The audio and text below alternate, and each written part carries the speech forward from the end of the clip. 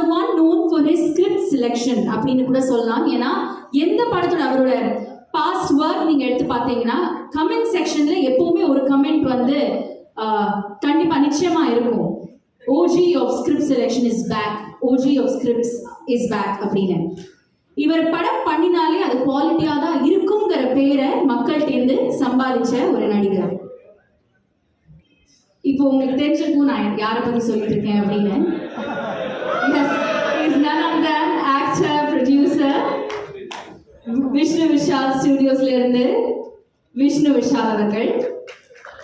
Sir என்ன sir இப்போ வந்து உங்களை அன்லாக் பண்ணாதான் நீங்க வந்து பேச முடியும்.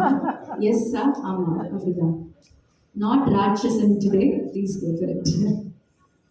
எல்லாருக்கும் வணக்கம். என் ஃபேமிலி மறுபடியும் பார்த்த மாதிரி இருக்கு. எனக்கு எப்போவே நான் சொல்லுவேன், எனக்கு இந்த இடம் எனக்கு கிடச்சிருக்குன்னா as a producer, as an actor, எனக்கு என் மொத்த ஃபேமிலியும் நல்லா இருக்குன்னா இந்த எக்ஸ்டெண்டட் ஃபேமிலினால தான் நான் அடிக்கடி பர்சனலாக எல்லார்கிட்ட சொல்லியிருக்கிறேன். ஏன்னா உங்கள் எல்லாரோட விமர்சனங்கள் தான் என்னை வந்து இது வரைக்கும் கொண்டு வந்து நிப்பாட்டியிருக்கு. And so thank you everyone. So இந்த நாட் ராட்சசன் வேறு வழி இல்லை. ஏன்னா ராட்சசனோட கம்பேரிசன் கண்டிப்பாக வரும், அது எங்களுக்கு தெரியும். பட் இது ராட்சசன் கிடையாது அப்படிங்கிறது நாங்கள் சொல்லணும்னு ஆசைப்படுறோம். ராட்சசன் ஒரு கல்ட் ஃபில்ம் அண்ட் அது ஒரு புது எக்ஸ்பீரியன்ஸ் கொடுத்தது ஆடியன்ஸுக்கு. ஸோ த்ரில்லர்ஸ் அதுக்கப்புறம் வர பல லாங்குவேஜஸில் பார்த்தீங்கன்னா த்ரில்லர்ஸோட ரெஃபரன்ஸ் ராட்சசனாக தான் இருந்தது. அது மலையாளம் எடுத்துக்கலாம், தெலுங்கு எடுத்துக்கலாம். ஆனால் இன்னமும் அந்த ராட்சசனுங்கிற ஒரு விஷயத்தை யாரும் பீட் பண்ணல. ஸோ ஆப்வியஸாக என்னாலும் பீட் பண்ண முடியாது, எங்கள் டீம்னாலும் பீட் பண்ண முடியாது, அதை நாங்கள் ஒத்துக்கிறோம்.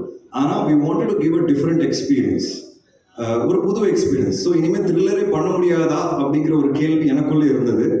பட் இந்த கதை கேட்கும்போது எனக்கு okay, finally there is something, ஒரு ராட்சசன் இல்லை ஆனால் ஒரு புது எக்ஸ்பீரியன்ஸ் கொடுக்க ஒரு ராட்சசன் மாதிரி அப்படின்னு எனக்கு ஒரு கான்ஃபிடன்ஸ் வந்தது இந்த கதை கேட்கும்போது. ஸோ அப்படி தான் பிரவீன் வந்து எஃப்ஐஆரில் வந்து நடிக்கும்போது மனு தான் தேங்க்ஸ் சொல்லணும், மனு தான் இன்ட்ரடியூஸ் பண்ணார். எஃப்ஐஆரில் கூட ஆக்டராக நடித்தார். அங்கே நடிக்கும்போது அவர் கதை சொல்லும்போது ஒரு 2-3 வேறு கதைகள் சொன்னார். அப்புறம் இந்த ஐடியாவை சொல்லும்போது அவர் என்ன சொன்னார்னா, நீங்கள் இந்த த்ரில்லர் ஜானரில் திருப்பி பண்ணுவீங்கன்னு எனக்கு டவுட்டாக இருந்தது அப்படின்னாரு. நான் சொன்னேன் எனக்கும் டவுட்டு தான், ஆனால் நான் பண்ணணும்னு ஆசைப்பட்றேன்.